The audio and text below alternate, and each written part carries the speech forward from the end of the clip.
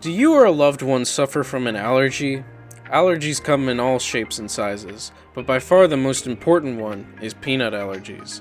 They are the moist koimen of the 7 major allergies. But why the peanut? Such an inconspicuous legume.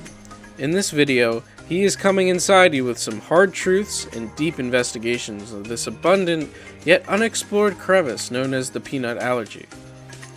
But before we begin to explore why the peanut allergy is so popular, we must first analyze the peanut itself and why this feisty achene has troubled the lives of many. While many people started eating peanuts after the Marshall Plan, peanuts have actually been around for thousands of years. More on that later. Peanuts are believed to have originated in South America.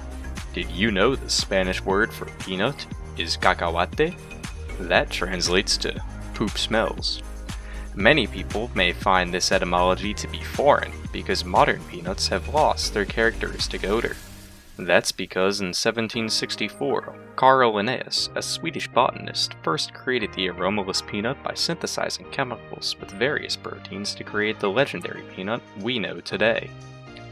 He then marketed it under the name monkey nuts thanks to the characteristic shape, and became the richest man in all of Sweden. Thanks to this discovery, the monkey nut became a huge trade for European empires, along with sugar and people. But the first case of a peanut allergy wouldn't be reported until 1893, when a man named Lawrence P. Stevens would be sent into anaphylactic shock after consuming 5 nuts at once. This would lead to the monkey nut panic of 1893, which coincided with the economic decline at the time. When the economy recovered, so-called monkey nuts were rebranded to their current name, peanuts, paying homage to the death of Lawrence Stevens. After a typographical error in which an uneducated shipping magnate thought they were peas, they started to take on their current orthographical form. But this change of title didn't stop the pernicious phenomenon. Stevens' son, Darrell, would also contract the infamous allergy taken after his dad and write a book detailing its effects. However, this book was quickly taken out of print after lawsuits from peanut companies, and Darrell's house mysteriously burned to the ground 5 weeks later. But why was there such a long delay between the first consumption of peanuts 6,000 years ago in South American cultures and the first case of a peanut allergy, which was hardly 200 years ago? The answer lies in the developments of Carl Linnaeus, and further profit-seeking maneuvers by his successors.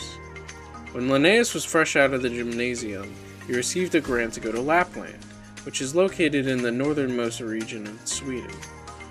There he would classify many plants, some containing various unheard of chemicals which contributed toward eliminating the odor from the peanut. When he brought this discovery back, he presented it to the Royal Society of Sciences in Uppsala, where many botanists would see this as an opportunity to make boatloads of green.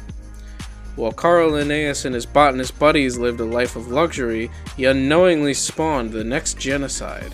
But for that, we need to get into the science. One such unheard of chemical was called arsenic, also known as toxic juice or inheritance powder. When this juice enters the body, it disrupts the production of many essential proteins and enzymes, including testosterone and norepinephrine. This chemical not only causes the symptoms of an allergy, but also decreases your testosterone and reduces your body's fight-or-flight response, making people more docile and susceptible to the allergy's effects. But what exactly is an allergy? Well, while we only know of the first 7, an allergy appears to be whatever substance disturbs the body's function, both cardiovascularly and dermatologically.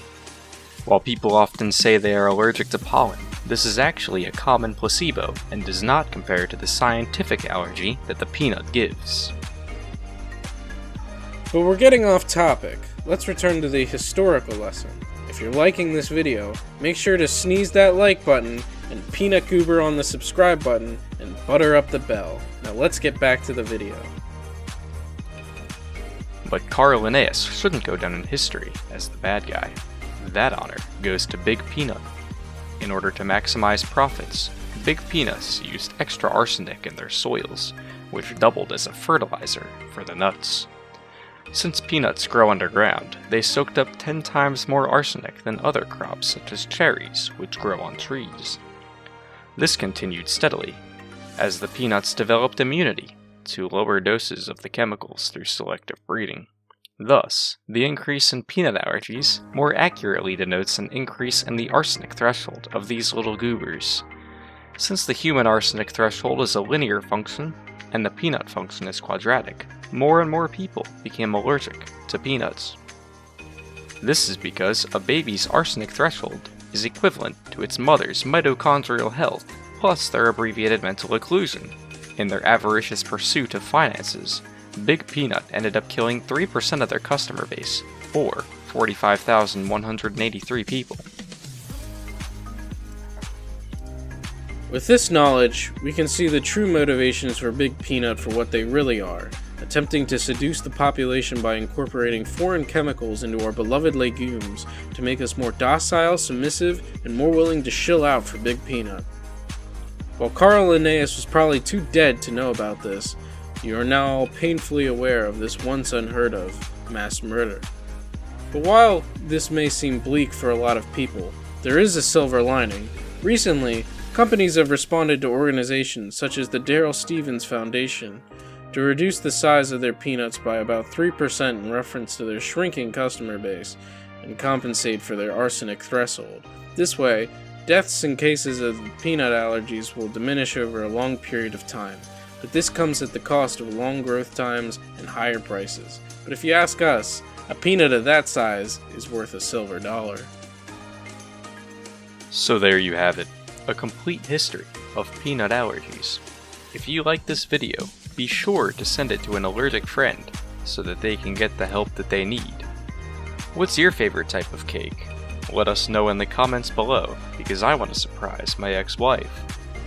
Stay tuned for more hidden facts and deep incursions into the crevice of knowledge.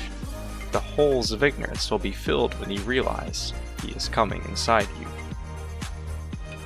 And Dawn, if you're watching this, I'm sorry for quote-unquote ignoring your ideas, and I promise that our next video will be about your favorite church musician.